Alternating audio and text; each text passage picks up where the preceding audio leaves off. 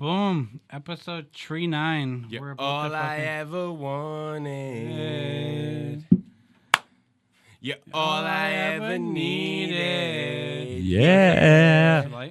So tell me what to do now. Cause Yo, that was super fire. Like, boom, boom, boom, boom, boom. so No Condom Podcast. No Condom Podcast, episode 39. And yo, today... We've been recording since the last episode. We're at 90 minutes. That's cool. I'm rolling with it. Yeah. Split it up so like it'd be easier to... I'll figure that out before I send it to you. I'm cool. So we restart? No, we just keep it going. Yeah. So yo, Adam West. Boom, Adam boom, West boom, was born boom. today. Birthday, September 19th. Birthday. And yo, 1928, you had Adam West. yo, where do we rank the West? I think Adam West is ranked higher than Kanye? Kanye. Did you hear Kanye's apology? No, but No? to Adam West, No, he went on a radio station and he admitted he's he went fucking, into Chicago and went on like one of the local radio stations and did like a full hour interview. It was pretty dope actually, and like they asked him all the hard questions and he responded to everything. And he apologized about the slavery comments and stuff. And like one of the co-hosts of the show actually cried. Like she was like really in her feelings about it. She was like, Kanye, do you love me? No, I'm just playing. But no, like it's actually a really good interview. Like that's dope that he did that. It's worth watching, man. Like Kanye, I don't know, man. It's like one of those things. Like when it happened, I'm a white dude, so it's almost like I'm not allowed to have this opinion. But we talked about it then. And I was like, I know what Kanye's trying to say. He just executed it horribly. Yeah. And he kind of reiterated like what he was trying to say and executed it a little better. And, I've never been one of those people that's like, Kanye's a genius anyways. But he's a great artist. You know what? I almost feel like, can you imagine like, okay, somebody of Kanye's level, he comes from your city in Chicago, right? Yeah. And Chicago has a lot of like fucking huge problems. Yeah. And like he was a very like inspirational person for a time. Yeah. So then you see this guy that like it's been an inspiration for you, like in one of the worst areas in the United States. This person's been an inspiration for you, and like all of a sudden he's like, oh, I support Donald Trump, and like on some shit like that. The whole city ain't feeling. No, and you know what? I agree, but at the same time, the thing is, like But when for- you for really him to come listen back- to his stance, he's not like, yo, I support Donald Trump. He's not like, yo, like I think the way he treats colored people and, like minorities is correct. His thing is like, yo, like, firstly, let me spread off love because everybody's hating. Like, you can make more power with love than you can with hate. But secondly, his opinion is, another thing is, before we were Democrats, we were Republicans. He says about black people. And people are like, yeah, that's right. So he's like, yeah, all right. So there's another thing. But he's like, thirdly, he's like, it's one of those ego things, you know what I mean? Like Kanye's one of those dudes who's like, yeah, I'm God. Like I'm the best in the world. Like that's something he relates to with Trump. You know what I mean? Like he doesn't look at Trump and be like, yo, I love what you're doing with the illegal immigrants and what you're doing with this and that. Like, Yeah. it's not like he sits there and he's like supporting the bullshit. What he's saying is like, yo, like there's a different way of looking at things, and opposed to everybody just like hating and being against each other. He's like, yo, I think we should look at each other like we're all the human race. He's like he basically said, he's like, I understand that black people feel like I stood up for them and I was a voice for them. He's like, but I think at the end of Bush don't care about black people. yeah, exactly, right? But and they said that, but he's like, I think at the end of the day, what we got to look at is the fact that we're all people, like we're all the same race. Like let's stop looking at separation. Let's start looking at things as a larger picture. Well, I just think Kanye doesn't articulate himself properly, and it could be ego, it could be different things. I think like Kanye comes from a good place. He just doesn't know how to execute it. Yeah, that's a great point. Another thing I want to say on this is, so he went on a Chicago radio station. Yeah. And like said like, okay, I apologize for these things. That to me is like him trying to go back to his roots. Yeah. Like he could have went anywhere. He could have went to the biggest stations. Yeah, no, out and, like, there and said these things. It's a station that you've never heard of either. Like with he all the didn't. shit we watch, like he I went- never heard of these people. I bet you that's a station that he probably used to listen to when he was growing up. Growing up, Maybe, yeah. that station, yeah. You know? Well, some of the people And- on the and- show, like while he was talking to them, like And the that's- one girl broke down in tears after he was like, Yeah. "Yo, I'm sorry if I offended you." He's like, "I'm not trying to like So are defend we the getting- bullshit he's doing." are He's we like, getting "But what I'm Kanye trying back? to do is, I don't know." The thing is with me, I think Kanye. Are we getting Kanye back? See, I think That- different that's a people big hold move him to to me. a different regard. That's right? a big move to me. Well, to me, I think different people hold him to a different regard, right? Mm. And obviously the black community, because he's been very vocal and powerful Yes. about the way he speaks about the black community. And even myself, as a white dude, like that's something I've argued with my white friends for years, is like I'm very supportive of the black community. Like I'm one of those dudes who's like, you know, feel that too, when yeah. they say like white dudes Yeah. are, I guess, in hip hop, I agree. You know what I mean? Like because I look at it, I see where the struggle is built. I see where the culture comes from. Like I understand what it is. Like Public Enemy is my favorite rap group of all time. I know other dudes who will listen Even to that like, and be like, "Yo, that's way too black. How do you listen to that?" It's like, but it's the same people that listen to Nas's Untitled album. And it's like, if you can't appreciate it, then you probably shouldn't be in hip hop. Yeah. Because the thing is, this is built from this. You know what I'm saying? And I think, you know, it's our due diligence to be a part of it and to look and understand it. But where Kanye's standing now, in my personal opinion, and you know, like I'm not black, so I don't feel a certain, like I think it was stupid the way he worded the shit when he said it earlier. But I was amongst a few other people I know, you know what I mean, like Chris and Mike Stone, and you know, there's a few other people who I know personally who are black that felt the same way I did. Like he was trying to say something different. It was just twisted by the media, right? And in my opinion, you know, I don't think Kanye is necessarily like, yo, Donald Trump's great for black people, nothing like that. But I think he's on this higher wavelength where like even I can kind of relate, where I'm like, you know, we were talking earlier and I'm like, racism only exists because it's a social structure. You know what I mean? As long as we perpetuate it, it exists. As long as we forget about it, it no longer exists.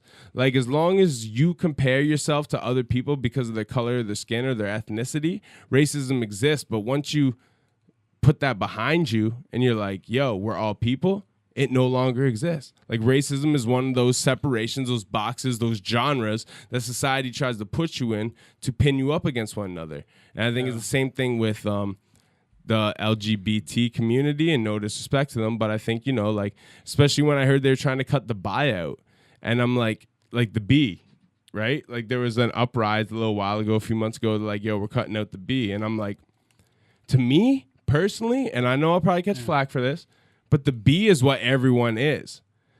You have extremists who stand on each end, and yeah, maybe you have women who are more attracted to women, you have guys who are more attracted to guys, but I am pretty sure that every human being on this planet has the capability of being a bisexual. And if that is the case, then I believe that the people who stand on each end firmly are they're extremists, just like the same way that other people are extremists in other situations.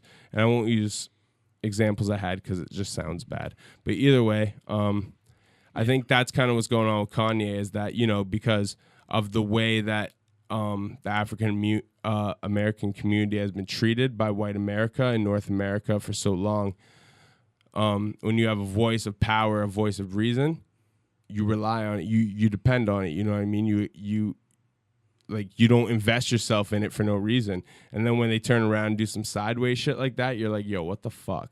But media networks are twisting it different ways. And at the end of the day, I think I understand where he's coming from. Like, he's saying, like, yo, we're all people. The sooner we can kill the nonsense where we look at ourselves like we're different, the sooner we can move forward and focus on other problems. Unfortunately, you know, cops are still killing colored kids, stuff like that. So it's not that simple, but the ideology is the correct ideology. Like, it's one of those separation tactics. Like, we look at each other with race and culture. We're all people, man. Hold on. Another thing I want to bring back is, like, I think he realizes his wrong of, like, how he portrayed things and how the message he put out. It's just the way it's worded. Hold on. And, like, he realized this, but he realized the people that it affected, and like he didn't give a fuck about the mainstream being affected by this. He went to the local radio station. He felt that maybe I led the people that grew up in the same environment as me. I led them the wrong way. Yeah. So let's teach them the truth. That's what I feel like, because like a lot of people, a lot of people said like he's gone to things and like kind of like gone to certain platforms and made like a huge scene about things because promotion of an album and everything like that. And now that his album's passed on, he went to this radio station that like is not even like a top 5. Like no disrespect, but yeah, they're typically not like anybody. Like you could have went to the Breakfast Club. You could have went to. But he knows that like he probably grew up listening to that station, so he probably knows there's other kids that are. Yeah, he had personal relationships with people at that station. And like they were like, he heard. Like I'm sure he knew. That's what I respect. I do too. If he continues on that road and like kind of like that kind of vibe, I can rock with Kanye again. Yeah. And I'm kind of like, I sit where Charlemagne sat at a certain point, whereas I don't respect fake revolutionary for profit. Right. But I respect where it comes from a part of being genuine, right? And I think Kanye's always had that in him. Like, even when he put out the Yeezus album, even if it was a lot about him fighting the fashion industry and shit, like, he still went and, like, played that shit randomly on the Alamo and, like, different, like, political and, like historical spots of, like, basically, like, economical, like, you know, treasures. He went around the globe and posted that shit on those things. And though the message may not have been received to match, you know, where it was laid, I just think like that is something respectful, man. Like I think, you know, I hate to make the comparison because I don't think they're the same.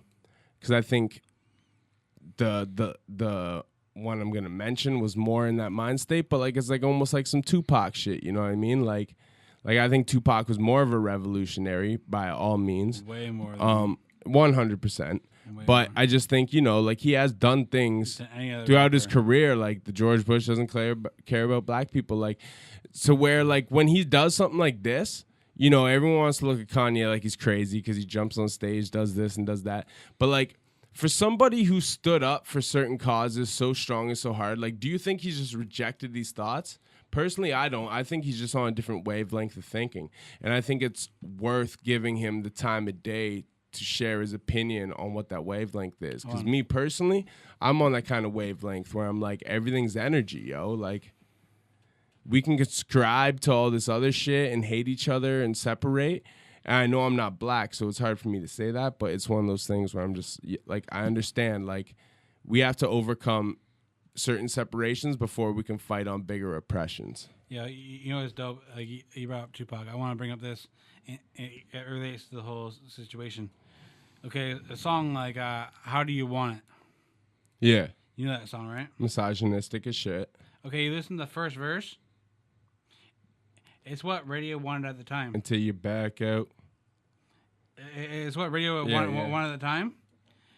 He starts off that second verse like fucking so political. Like that second verse. If you listen to like the verse on How Do You Want It, it's not even related to like the hook or anything like that. It was just like he wanted to like have a radio song that was fucking. And then you could put some message. And then the second verse is so political. See, and that's why though people don't look political. at Pac like the best lyricist of all time and that shit. That's why I respect him a lot more than most other artists because he was always about that. Like, if you listen to his first two albums, they are some of the most political hip hop albums you've ever heard. Yeah. Like Tupacalypse Now and Strictly for My NIGGAZs. Yeah.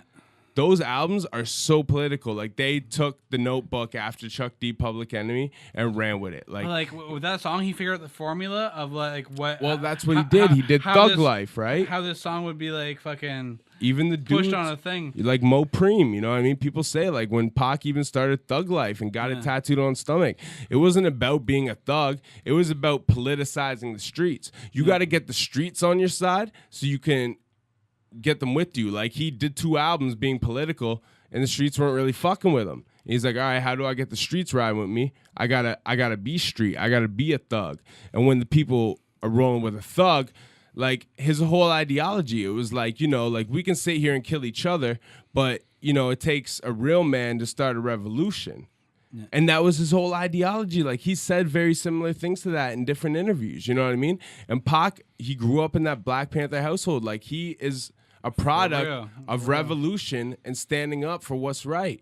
And, you know, that's why I salute Pac so hard, because in the movements through his whole career, you could see that. You know, even when he was going to leave Death Row after the Machiavelli album, like, did it ever occur on you that maybe he dropped that album under Machiavelli because he was like, yo, I don't even want this attached to my name.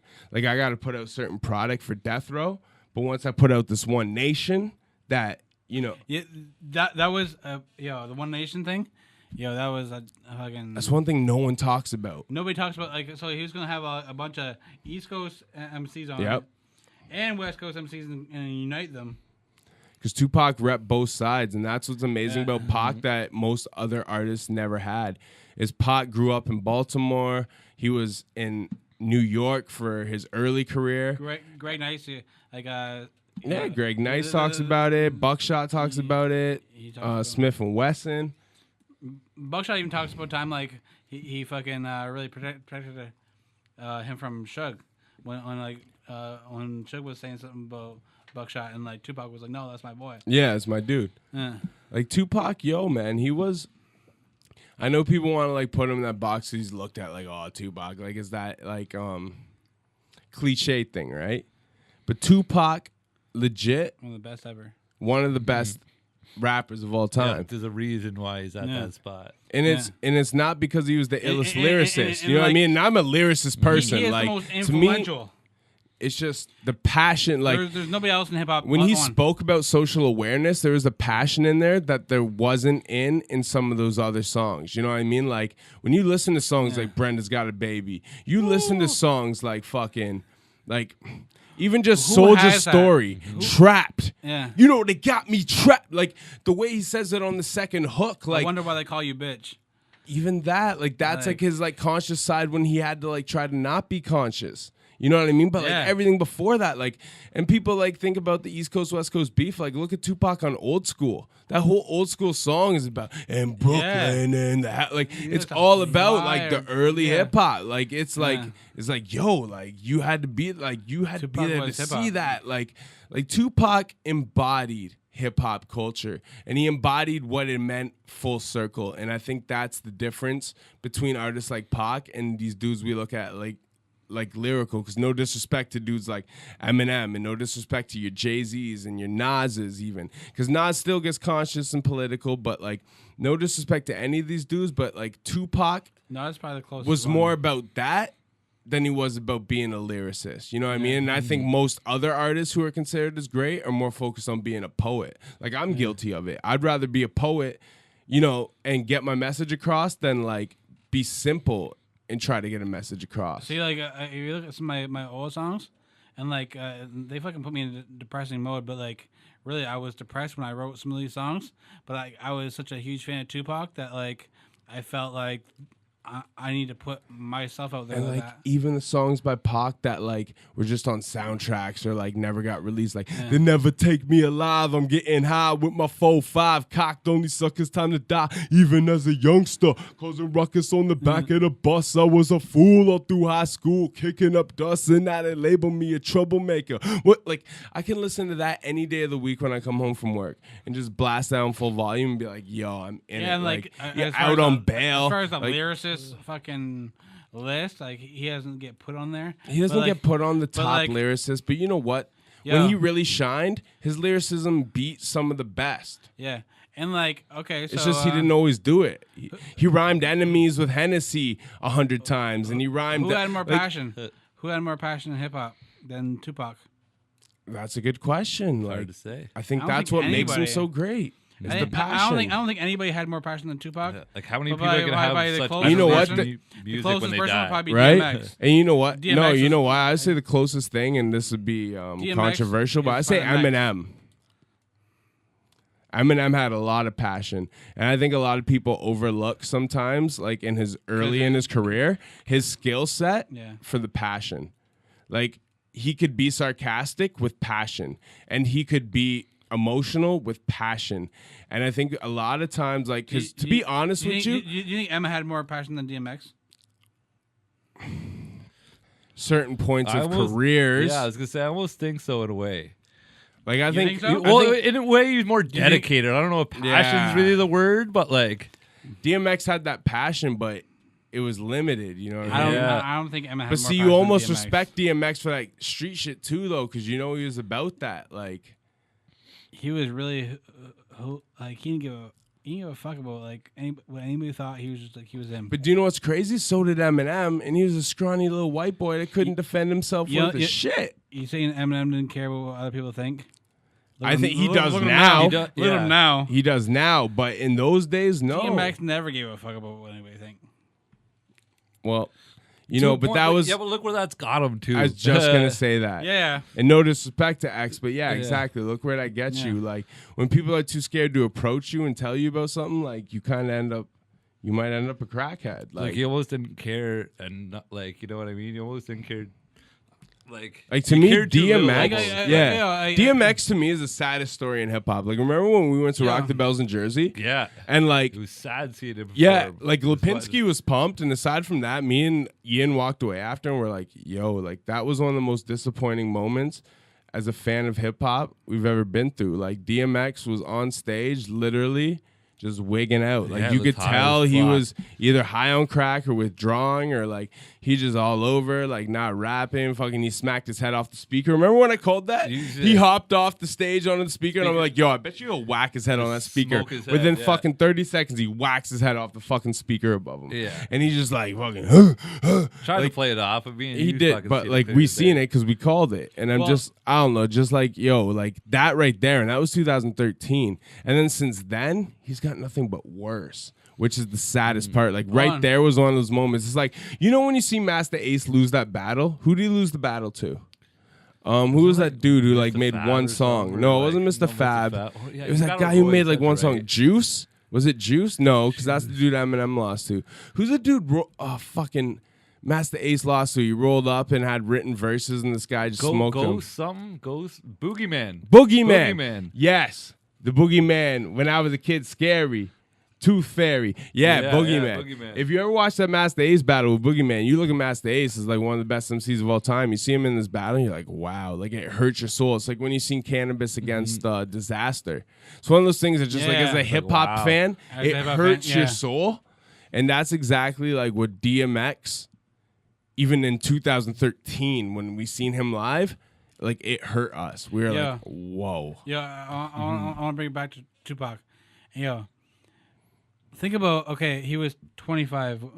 Which is crazy. When he got killed. Yeah. He had 5 platinum albums and 5 movies out. Did he have 5 platinum albums at that point, though? Yeah, like before he died? Yeah. Because All Eyes on Me was platinum. Maybe Me Against the World, but I don't think fucking Thug Life or Tupacalypse or Strictly. Yeah, I see all those albums. They're platinum prior to death. Really? Because I was gonna say I could see them being made prior to death and then becoming platinum.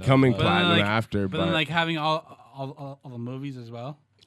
Let's ask a question. What do you think Tupac's best album is? Because a lot of people think All Eyes on Me. I say Me Against the World.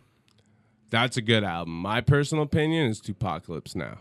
Okay. See, I probably would. I'll be the traditional that say All Eyes on Me. Yeah? All Eyes on Me is it's a well-rounded, polished album. Hold on. But Tupacalypse Now... I say Me Against the World and then All Eyes on Me.